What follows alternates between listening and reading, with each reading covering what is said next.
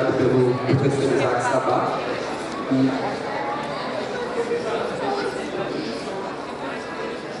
Pessoal, o intervalo vai ser depois.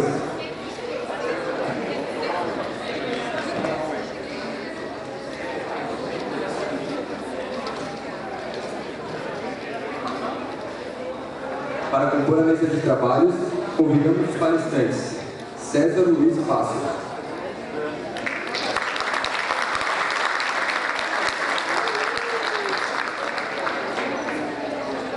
convidamos também Cícero Romano Rezende de Araújo.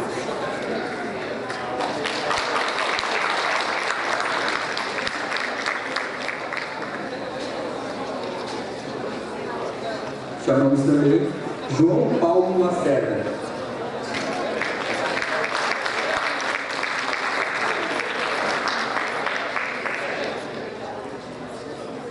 Jorge Marasquim.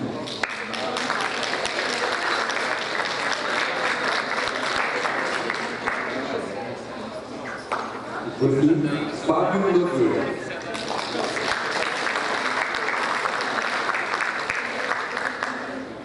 Passo a palavra ao presidente da mesa, Isaac Sabá.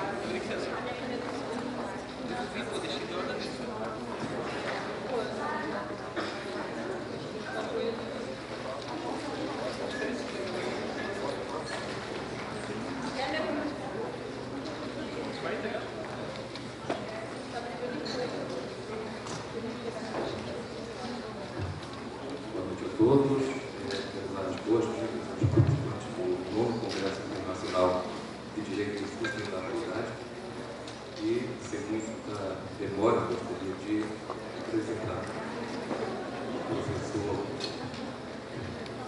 César Luiz Passos, doutor em Direito do Estado pela Faculdade de Direito lá em São Francisco, Universidade de São Paulo, pós-doutor em Direito das Relações Sociais pela Universidade Federal do Paraná, mestre em Instituições Jurídicas e Políticas pela Universidade Federal de Santa Catarina, mestre em Saúde Pública pela Faculdade de Saúde Pública da Universidade de São Paulo, especialista em Saúde Pública pela Faculdade de Saúde Pública pela Universidade pela USP, graduado em Direito pela Universidade Federal de Santa Catarina, docente na Univale. Minhas boas-vindas ao professor César Luiz Passos, a quem dirijo a palavra para a sua conversa. Boa noite, saúdo o presidente da mesa, meu brilhante ex-aluno do nosso doutorado, e através dele tomo a liberdade de saudar a todos, mas não posso deixar de mencionar outro ex-aluno brilhante, que é o professor Juarez Freitas, e eu tive a honra de tê-lo como meu aluno em teoria do Estado contemporâneo, a disciplina se chamava assim, né? Lá no nosso doutorado, na época em que eu trabalhava no doutorado da Universidade Federal de Santa Catarina, em mestrado, e era coordenador. O professor Juarez é uma das inteligências mais brilhantes desse país e é um jurista extraordinário. Sintam-se todos saudados, devidamente homenageados. Eu peço licença, presidente, para ir lá na tribuna e fazer a minha manifestação de lá. Acaba de sentar aqui à mesa a professora doutora Maria Cláudia, e eu vou ter que elogiar também, que é uma ex-aluna minha, muito brilhante também. Brilhante e mobilizadora. Maria Cláudia além do mais, a Maria Cláudia ocupa uma cadeira na Academia Catarinense de Letras Jurídicas, que eu tenho a honra de presidir, e foi a primeira mulher, né, a ocupar as cadeiras, cuja patronesse é a falecida desembargadora Teresa Tani, que era uma jurista extraordinária. Então, a Maria Cláudia faz as honras, ocupando a cadeira que tem o nome da desembargadora Teresa Tani.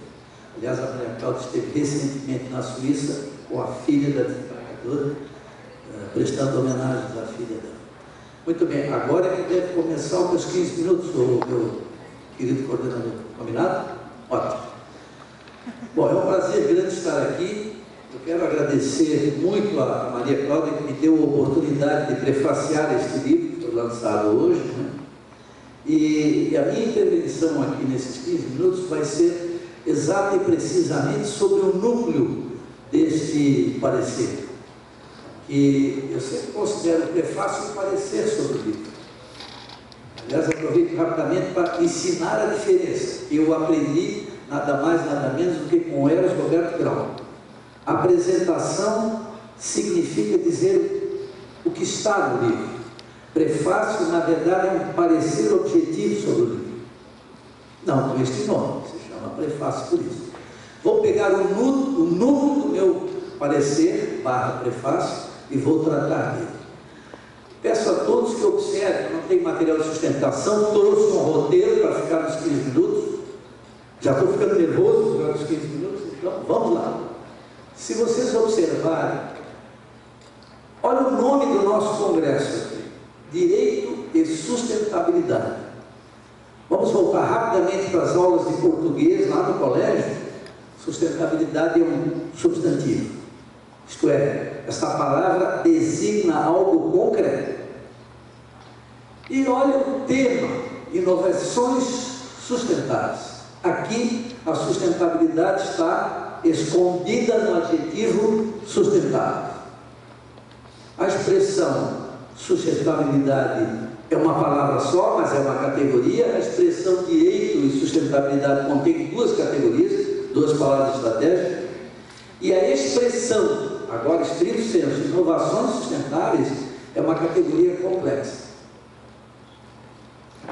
A minha grande questão é,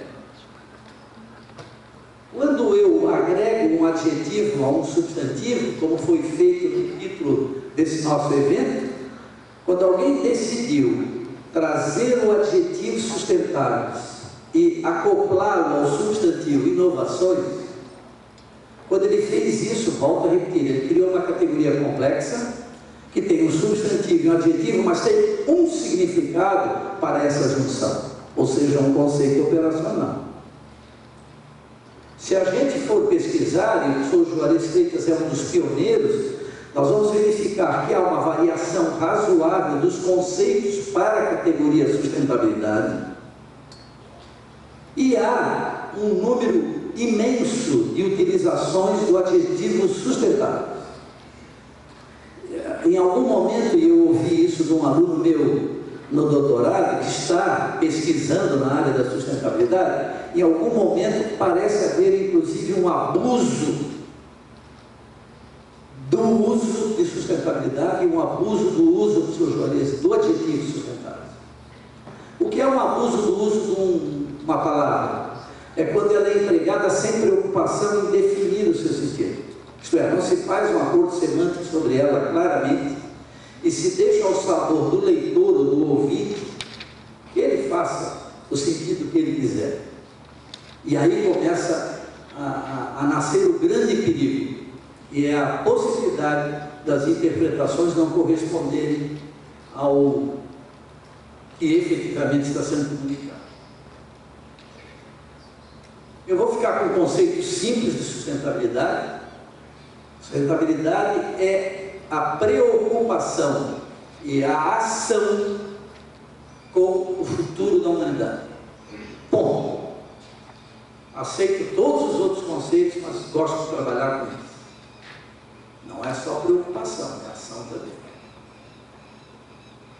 Professor, o senhor deixou o presente de lado. O presente é o futuro que acabou de passar agora. Nós temos que pensar no futuro. O grande erro da humanidade do século XVIII, e quem disse isso foi o Hermann Heller, que é um dos maiores teóricos de teoria do Estado, faleceu jovem, foi ter pensado só no presente. Em todos os sentidos, o Heller tem razão. Inclusive, se nós pensarmos na sustentabilidade nesse conceito que estou propondo aqui. Então, sustentável, que é o adjetivo sustentabilidade, guarda este conceito na sua alma, na alma do sustentável. Então, as inovações sustentáveis serão aquelas que tiverem efetiva preocupação e forem de fato uma ação que pensa no futuro mesmo e que concretiza isso no presente.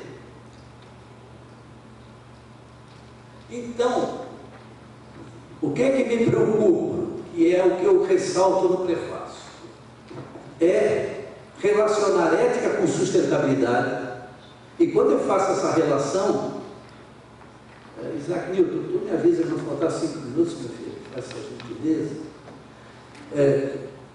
ficando bem objetivo. Então, no momento em que eu me preocupo com a sustentabilidade, ou aqui no nosso caso, eu vou me preocupar com inovações sustentáveis, ou seja, eu vou me preocupar com o fato de que as inovações de qualquer ordem, eu não estou pensando só em tecnologia. Aliás, eu peguei essa palavra inovações, professor Maria Cláudia, e a compreendi latíssimo senso. Qualquer inovação não precisa ser oriunda da tecnologia. Qualquer inovação tem que ter um compromisso com o futuro da humanidade. Senão, ela não é sustentável, e isso significa que ela está cometendo um pecado mortal, porque ela é egoísta e só está pensando no presente e no lucro que ela vai trazer. Professor, eu sou contra o lucro? Não. Eu sou a favor do lucro, se o lucro é obtido com algo que se preocupa com o futuro da humanidade.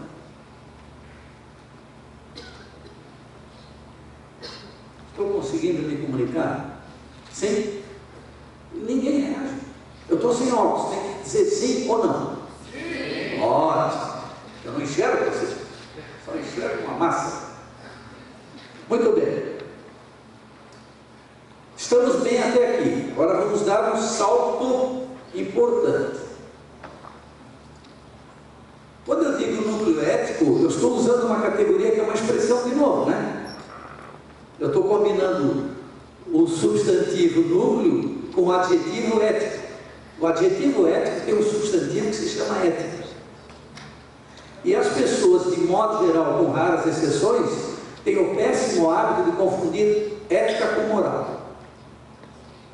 Então vamos deixar isso bem claro a partir de Norberto Bobbio. Estou muito bem acompanhado, né, porque estou me acompanhando de Norberto Bobbio. O que é ética a partir de Norberto Bobbio? É valor, é aquilo a que se atribui importância. Estou resumindo muito o Bobbio. Bobbio foi o autor do meu trabalho de pós-doutorado, que se chama Ética de Norberto Bobbio. O livro esgotou, vou fazer a segunda edição. Então, ética é o quê? Ética é aquilo que diz respeito a valor, a importância. Se o valor e a importância a que estou me referindo é da coletividade, eu estou tendo uma ética para uma sociedade. Se eu estiver falando naquilo que é importante para mim, eu estou falando na minha ética. Cada vez que eu estou falando só na minha ética e me preocupando com ela, professor, eu gostei muito da tua palestra, me preocupando com ela, o que está acontecendo? Eu estou correndo e colocando em risco uma ética coletiva. Estou conseguindo me comunicar, eu espero. Qual é o grande problema do nosso século? O egoísmo. O que é o egoísmo? É a predominância de uma ética pessoal, personalizada, personificada, egoísta, egotista. A diferença entre egoísta e egotista é só de dosagem. O egoísta pensa só em si, e o egotista acha que só ele existe no mundo e é o centro de tudo. Ambos não têm ética.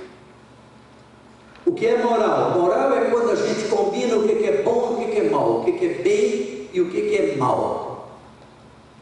Isso é combinação pura, convenção.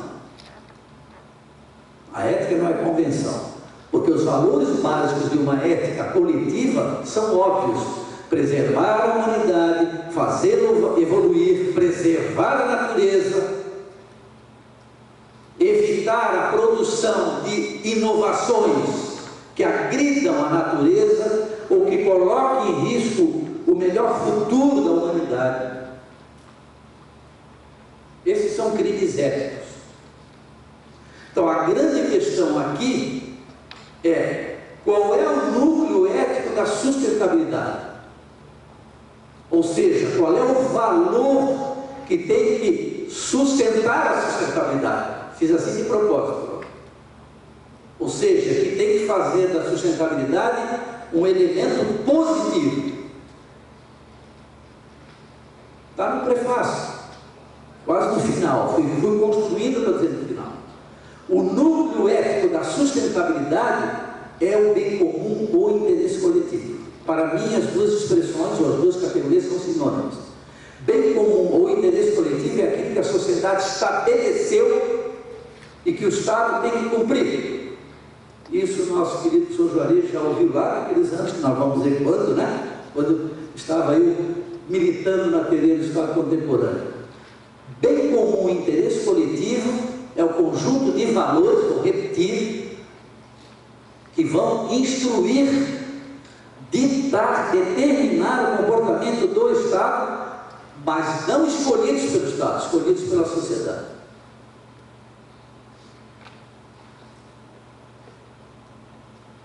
Vou correr porque eu já vi que eu estou mal de tempo aqui. A senhora Maria Cláudia, estou mal, né? Mas a referida já tem. Que bom. Então, quando é que a sustentabilidade pode se realizar mesmo respeitando o seu núcleo ético? Em dois momentos. O primeiro, o Estado sendo instrumento da sociedade. A sociedade criou o Estado e ela determina o que o Estado deve fazer. Ela decide o seu bem comum.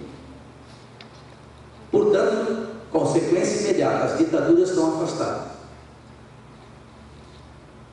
Porque só há uma forma da sociedade dizer como é que ela quer que o Estado atue e que objetivos ela deseja. A democracia. Volto a homenagear o Norberto Bobbio, que é o melhor teórico sobre democracia depois do Aristóteles. Então, inovações sustentáveis têm que estar comprometidas com o quê? Com o bem comum, o interesse coletivo da sociedade, que o Estado é instrumento para realizar.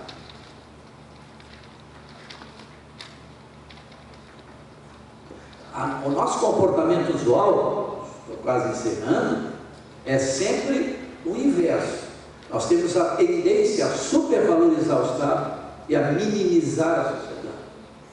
Nós temos a tendência a achar que o interesse coletivo é aquele que corresponde ao interesse de quem está no aparelho de Estado, ou seja, quem está dominando o Estado, e não é assim. Então, eu vos convoco a todos que estão interessados em estudar sustentabilidade a pensar nisso. A sustentabilidade só faz sentido se elas tiverem, vou ficar um pouquinho chato repetindo isso, um compromisso inarredável, ela não pode se afastar desse compromisso com o interesse público ou bem comum. Aí a sustentabilidade é sustentabilidade. Se ela está interessada em bens particulares ou localizados, ela não é sustentabilidade, ou é uma sustentabilidade que está maldita. Não é maldita, está maldita.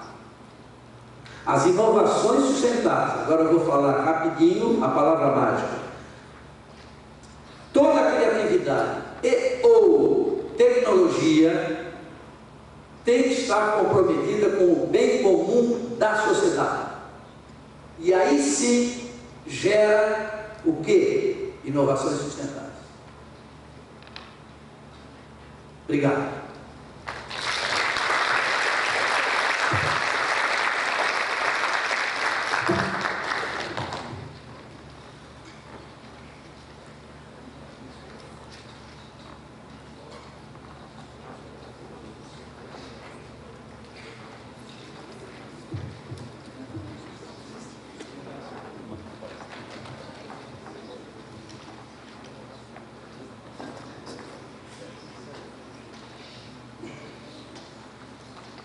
Iniciamos a apresentação do professor Pazzo e, em seguida, ouviremos João Paulo Lacerda, que é advogado, consultor jurídico, especialista em direito administrativo, presidente do IDANT, Instituto de Direito Administrativo do Mato Grosso do Sul, entidade que participa das discussões sobre projetos de lei, licitações e contratos. Será um prazer.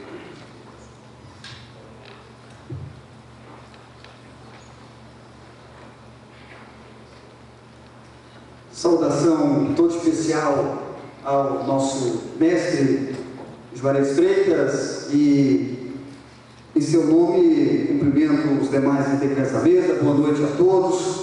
Agradeço o convite, mais uma vez feito pela professora Maria Cláudia, professora Denise. Gostaria de fazer um cumprimento especial a uma colega nossa que estuda e pesquisa exatamente o que eu vou falar aqui por alguns minutos, a professora Tereza Vilac, da AGU. E parabenizar, iniciar minha fala parabenizando o professor Juarez, todos os organizadores deste evento, pelo brilhantismo e pela iniciativa. Eu digo, professor Juarez, que nós devemos levar esse debate, essa discussão, para todos os rincões desse Brasil. Inclusive, Mato Grosso do Sul está de portas abertas para que a gente possa levar esse debate para lá, porque nós precisamos difundir conhecimento e ainda mais tratando desse tema. Parabéns, professor, mais uma vez. Diria eu que estamos diante de um grande desafio quando se fala em direito e sustentabilidade. Há uma necessidade de se pensar na conservação do meio ambiente associado ao desenvolvimento econômico e à inovação. O professor Juarez nos disse na sua fala inaugural deste congresso, e se o professor Juarez disse, nós temos que subscrever embaixo, que o Brasil é um país vocacionado para ser uma liderança mundial de sustentabilidade. E torna-se um grande desafio consolidar essa sustentabilidade como uma das novas tendências da área jurídica como princípio constitucional, como defende o próprio professor Juarez. E nos debates, ao longo desses 2 dias que estive aqui, especialmente ontem, nós vimos aqui que esse debate ele é um debate multidisciplinar. Estivemos aqui que envolve, inclusive, as diversas áreas do direito. Nós tivemos aqui representantes da Ordem dos Advogados do Brasil, nós tivemos aqui representantes do Tribunal de Contas, nós tivemos aqui representantes da sociedade, professores, discutindo sobre diversos aspectos, o que é sustentabilidade, o que ela significa.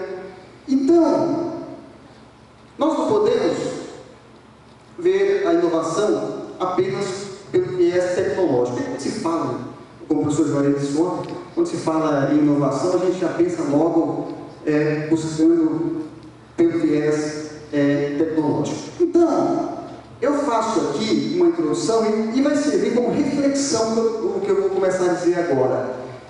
E provocação, como eu disse, para a professora Tereza Vilac. Licitações sustentáveis, professor Juarez. As compras públicas dos governos federal, estaduais e municipais representam uma grande fatia do PIB, do Produto Interno Brasileiro. Produto Interno Bruto Brasileiro. Imagine todos nós se essas compras públicas, que representam uma grande fatia do Produto Interno Bruto Brasileiro, fossem adquiridas corretamente, utilizando a forma sustentável. Imagine isso, professor. Eu comentava com a colega Tereza Vilac, uma grande estudiosa do tema, que no meu estado, Mato Grosso do Sul, nós temos 79 municípios, professor Juarez. E eu atuo diretamente em consultoria desses municípios, e até hoje,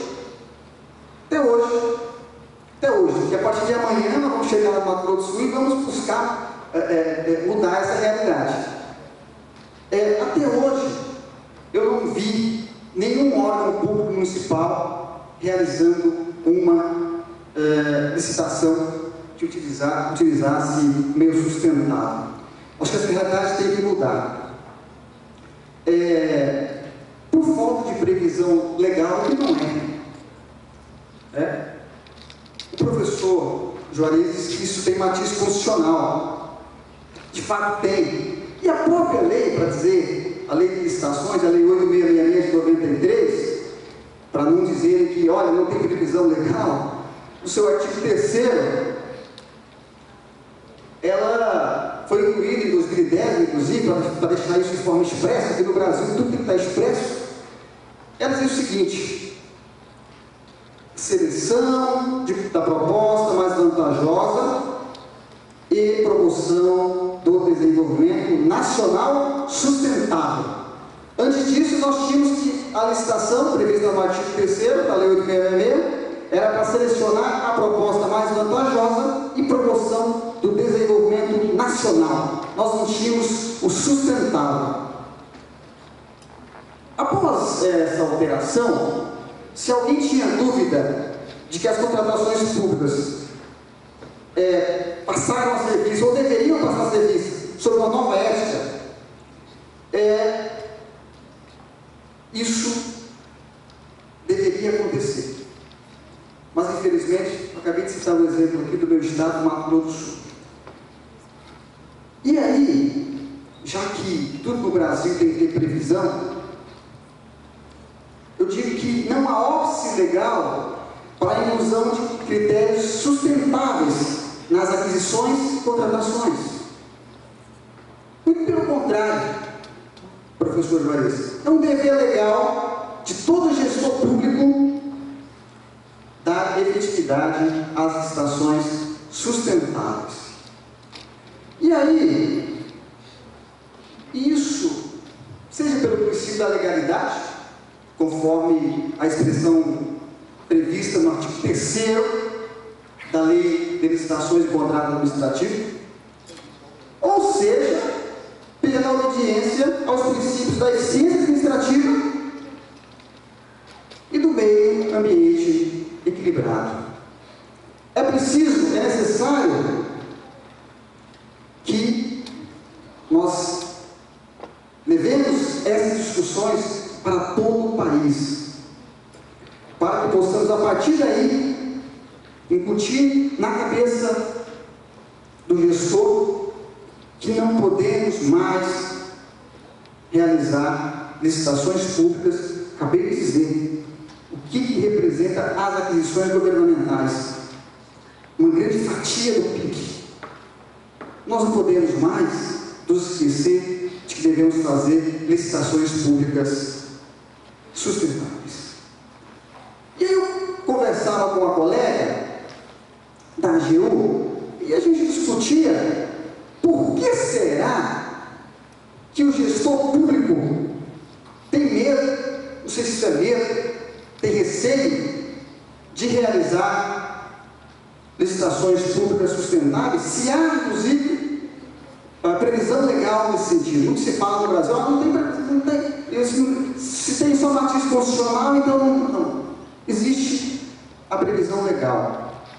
Me parece claro que, desde devidamente motivado, é possível, com toda certeza, a inclusão de exigência em editais na busca da efetivação de licitações sustentáveis. Inclusive, se alguém tem dúvida, a Advocacia Geral da União possui lá no seu site, o colega me mostrou isso, e eu faço questão de repetir isso, porque eu acho que a gente tem que avançar nisso. Não é possível que isso esteja previsto na Constituição, e não é possível que esteja previsto na Lei de Licitações e que a gente olhe e faça de conta que não vê.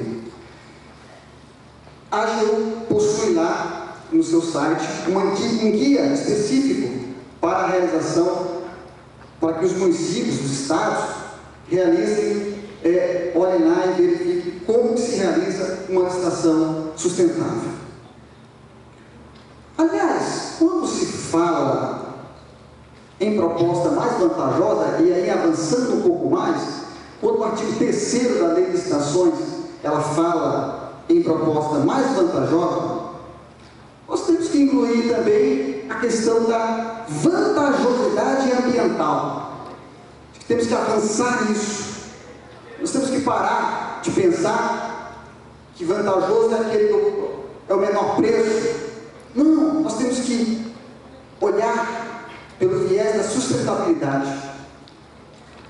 Para isso que eventos dessa natureza, como o realizado aqui nesses dias, eles servem para a gente aprofundar, para a gente avançar nessas discussões.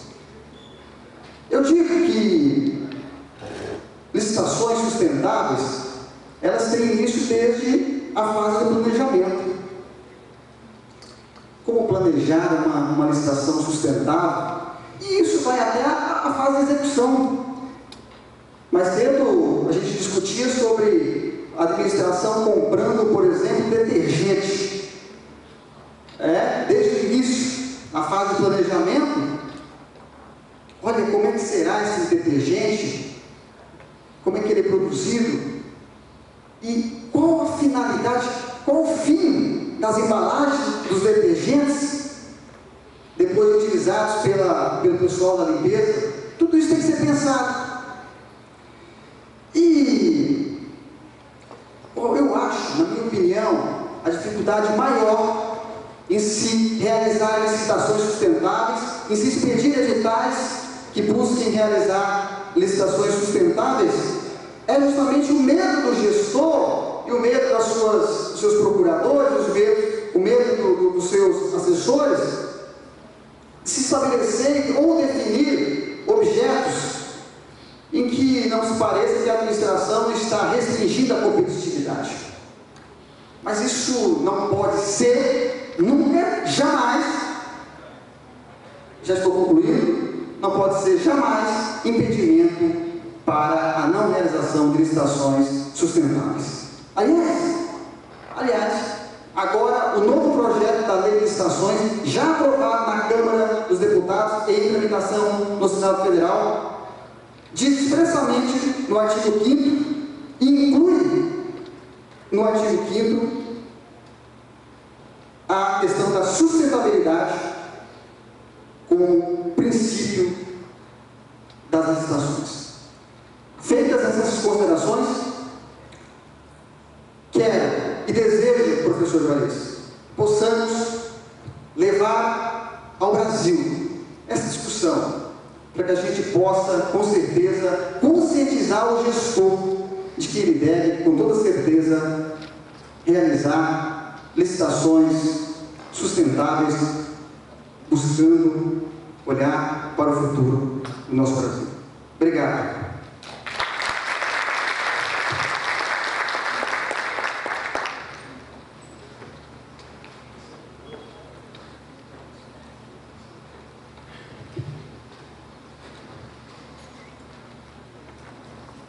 Agradecendo o Dr. João Paulo, vamos encaminhar para o fim, ouvindo a comunicação do professor Jorge Marasquim, que é servidor público federal docente da carreira de especialista em políticas públicas e gestão governamental, mestre em administração e gerência pública pelo Instituto Nacional de Administração Pública, na Espanha, pós-graduado em administração pública e direito do Estado pela Universidade Federal do Rio Grande do Sul, com especialização em gestão governamental pela Escola Nacional de Administração Pública, possui graduação em Direito pela Faculdade do SENEC, em Santo Ângelo, e em Ciências Contábeis pela Universidade Regional Integrada com o Uruguai de 2005. Seja bem-vindo.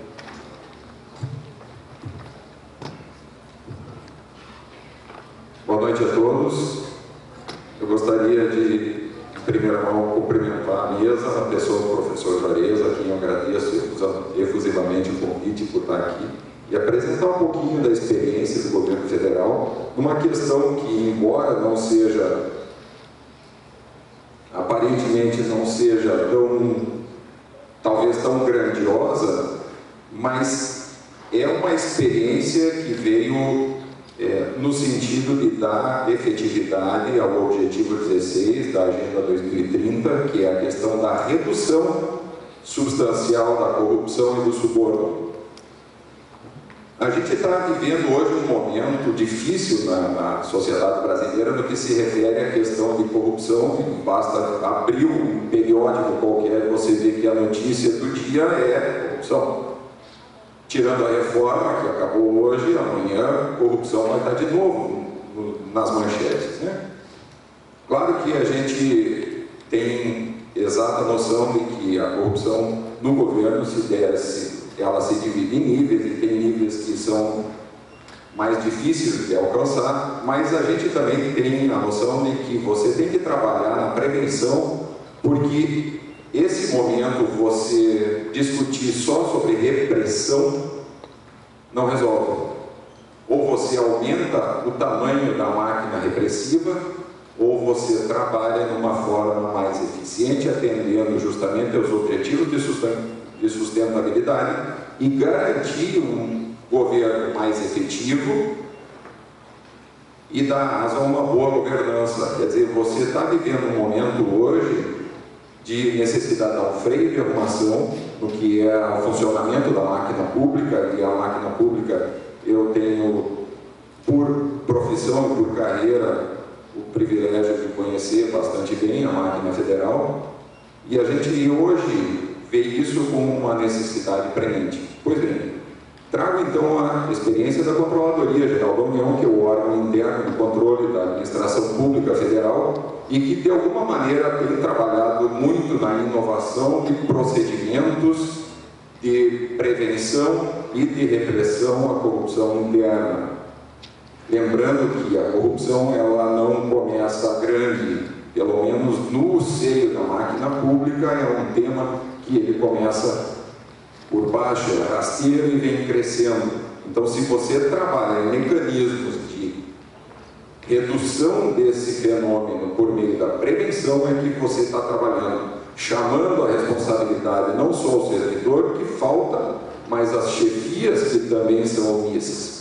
Pois bem, nesse sentido, nós temos hoje um instituto que foi lançado há pouco tempo, está sendo testado e realmente se mostrou efetivo, e leva também a necessidade de você pensar em aumentar o alcance desses mecanismos de prevenção. Eu estou falando justamente da composição como instrumento de governança nas ações correcionais, nas ações disciplinares do governo federal. Tá?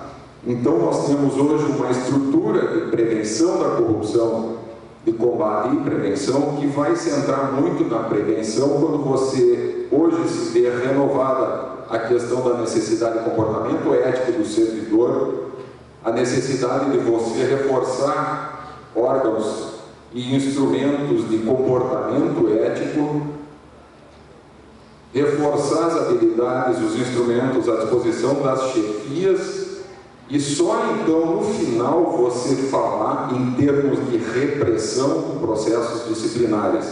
Antes disso, e ainda no sentido da prevenção, você chamar o servidor à responsabilidade e não só reprimir, mas obter dele, em vez de aplicar uma reprimenda ou um castigo, que pode ser até uma demissão. Isso aí, uma demissão é caríssima para o serviço público, porque antes da demissão você teve um servidor totalmente perdido. O esforço de trabalho dele estava todo centrado no desvio e no lucro próprio, no benefício próprio, do que no benefício público. E depois disso tudo você tem ainda um dispêndio de recurso caríssimo, que é o recurso público, para investigar e punir um servidor, expulsar alguém que se investiu muito tempo nessa formação. E hoje você não pode considerar essa questão. Claro que você tem questões outras, como por exemplo a reforma administrativa que está sendo discutida no Congresso, que fala da possibilidade de, e imagino que seja praticamente certa, a questão da perda da estabilidade do servidor público federal. Não é um tema assim que seja uma questão que seja tão grave, no sentido em que você tem a necessidade, sim, de poder avaliar e expulsar servidores que não atendam aos anseios do Estado, às necessidades do Estado hoje.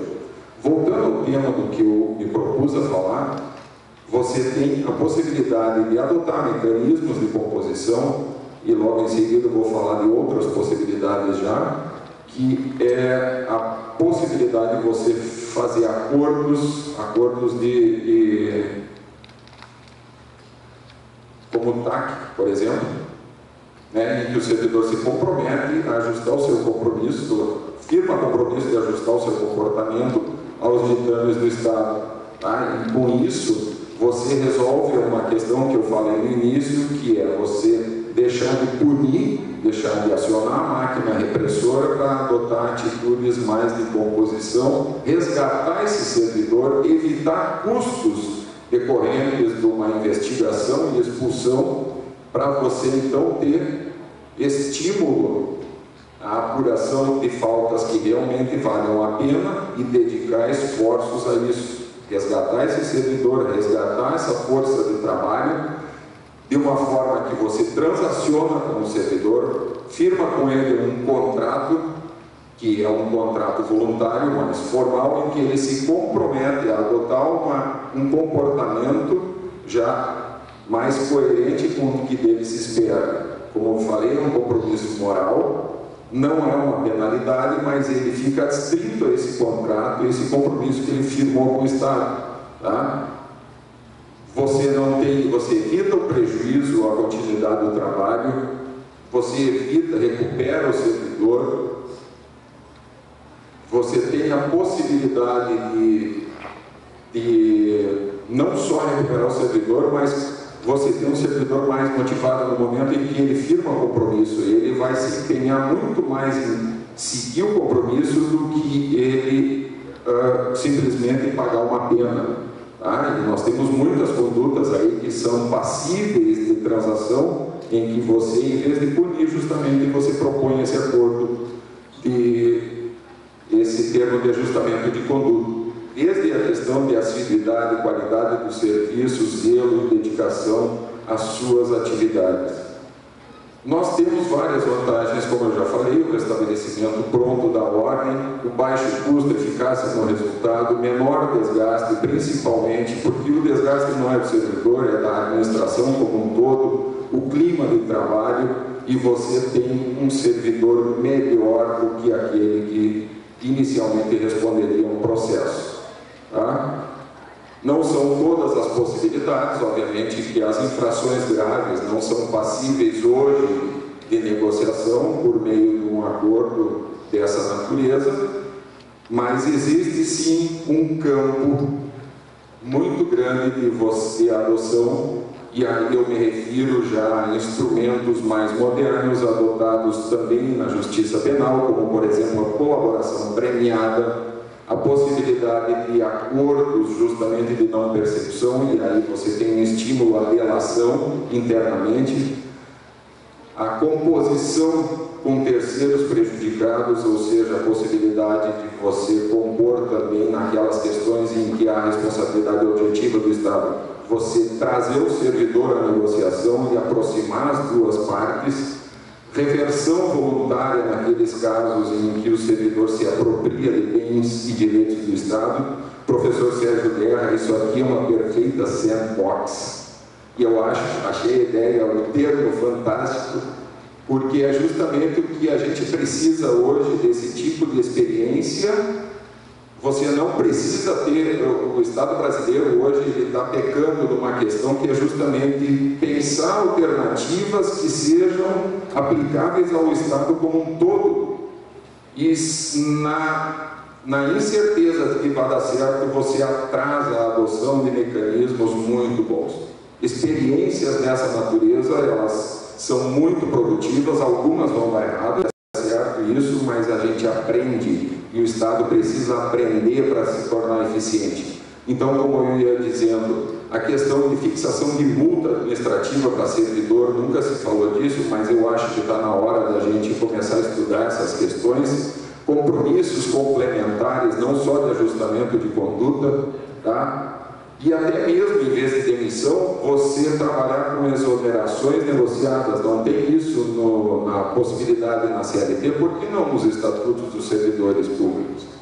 Pois bem, pessoal, O tempo é curto para apresentar toda essa inovação que a Controladoria Geral da União está trazendo, mas um pouquinho dessa experiência eu trouxe, espero que tenha sido produtiva. Agradeço ao professor Juarez mais uma vez pelo convite e sempre à disposição no que for necessário. Obrigado.